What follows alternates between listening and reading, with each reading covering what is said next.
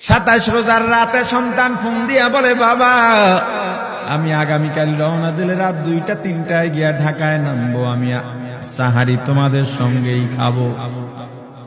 মা বসে আছে, মায়ের সন্তানের বাবাও বসে আছে, সন্তান আসবে। রাত্র 2টা-3টা হয়ে গেছে, সাহারির সময় হয়ে গেছে, সন্তানের খবর নাই। শেষ টাইমে মা বাবা সাহারি খেয়ে ফজরের নামাজ পড়ে দরজার মধ্যে অপেক্ষা করতেছে, সন্তানের খবর নাই। 8টা, 9টা, 10টা বেজে গেছে, মায়ের মনটার ভালো লাগে না। স্বামীকে ডেকে বলে, স্বামীরে আমার সন্তান কই, আমার মনটা ভালো লাগে না, একটা ফোন লাগাও। স্বামী ডাক দিয়া বলে, চিন্তা করো না, ঈদের সময় যানজট থাকতে পারে, চলে আসবে। কিছুক্ষণ পর বাবার মনটাও ভালো লাগে না, বাইরে নেমে পায়চারি করতেছে। হঠাৎ করে একটা ফোন চলে আসছে। সন্তানের ফোন দেখে বাবার সে কি আনন্দ। ফোন রিসিভ করে যখনই সালাম দিল, অপর প্রান্ত থেকে সালামের উত্তরে সন্তানের কণ্ঠ পাওয়া যায় না। বাবা ডেকে বললেন, বাবা তুমি কে? এটা তো আমার সন্তানের কণ্ঠ নয়, তবে মোবাইলটা আমার সন্তানের। ওপার থেকে ডাক দেয়া বলে, আপনি কি এই লোকেই মোবাইলওয়ালার বাবা? বলে, হ্যাঁ।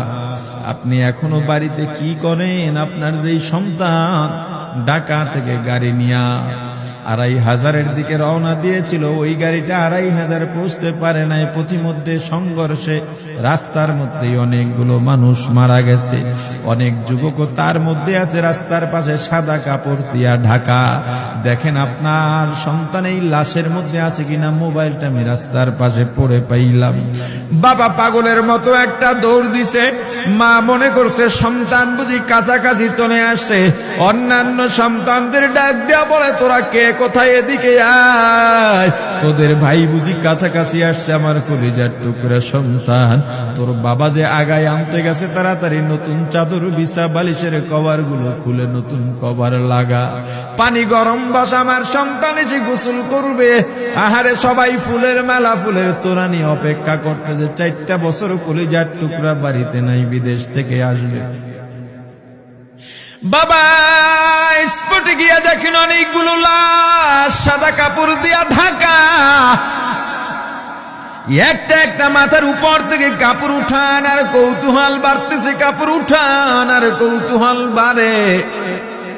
হঠাৎ তাকায় দেখে কলিজার টুকরা সন্তান লাশের মিছিলে শামিল হয়ে গেছে।